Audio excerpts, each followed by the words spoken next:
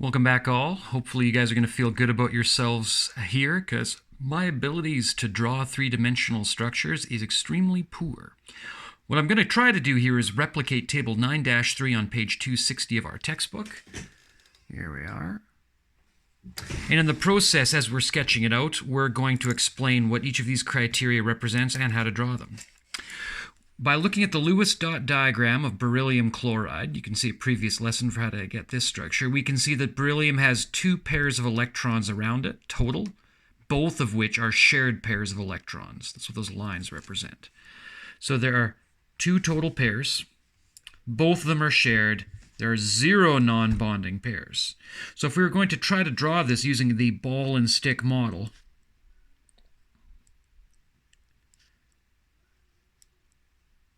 beryllium is our central atom. It's connected via a sigma bond to each of our chlorines. There is a bond angle of 180 degrees between the two pairs of electrons around the central atom. There are two pairs total, meaning that this is sp hybridized. The first hybrid pair is an s, and the second hybrid pair is one of 3 possible p orbits. If we were to draw our next molecule, aluminum chloride, we look at our central atom aluminum. It has 3 pairs of electrons around it, 3 shared pairs. There are no non-bonding pairs around the aluminum. Remember, we're exclusively focused on the central atom here. There are 3 total pairs. All 3 are shared. 0 are non-bonding. So when we draw our aluminum as our central atom, and we draw each of our chlorine atoms, what we'll notice here is that there is a bond angle of 120 degrees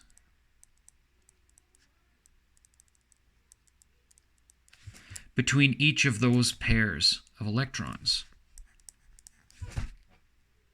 Now, because there's 3 pairs, the first pair is an s, the second pair is a p, and the third pair is another p orbit. So it is sp2 hybridized. For methane, CH4, we look at carbon, the central atom. There are 4 pairs of electrons around it. All 4 are shared.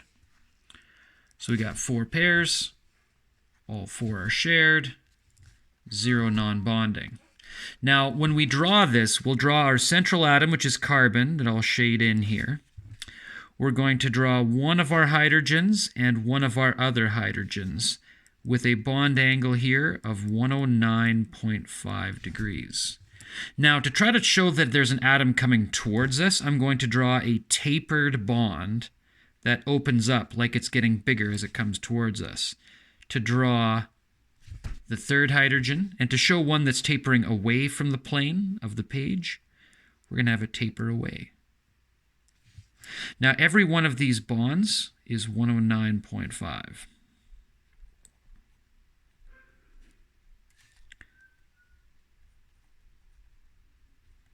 And even the bond angle here is 109.5. So it's 109.5 degrees in every possible direction with respect to the central atom. Remember, these electron pairs are all negatively charged, and as such will repel one another. This shape is the maximum distance that every electron pair can have from one another without getting close to some other pair. Now, because there's 4 pairs of electrons here, the first hybrid pair is an s, the second is a p, the third is a p, and the fourth is also a p.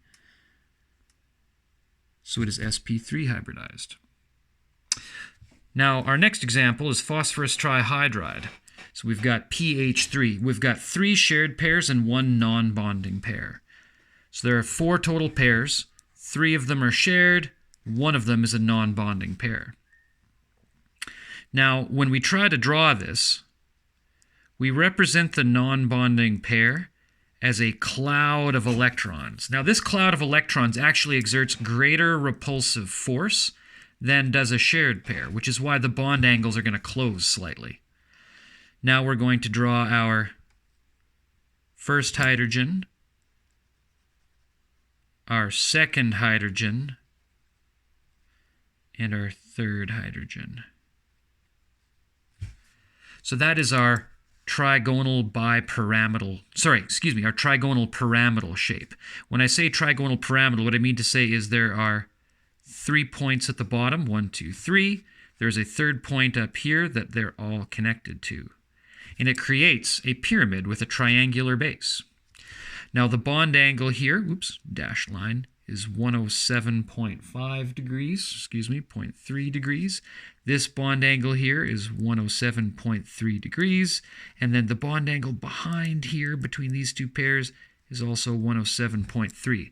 This bond angle between the non-bonding pair and these shared pairs is greater than 107.3. So much like an umbrella being closed here, these electron pairs are being repelled and pushed closer together because this bad boy is exerting greater repulsive force. So we've got 107.3 degrees. Now there's still 4 pairs around the central atom, so it remains sp3 hybridized. The 4 pairs of electrons around our central atom, 1, 2, 3, 4, all accounted for.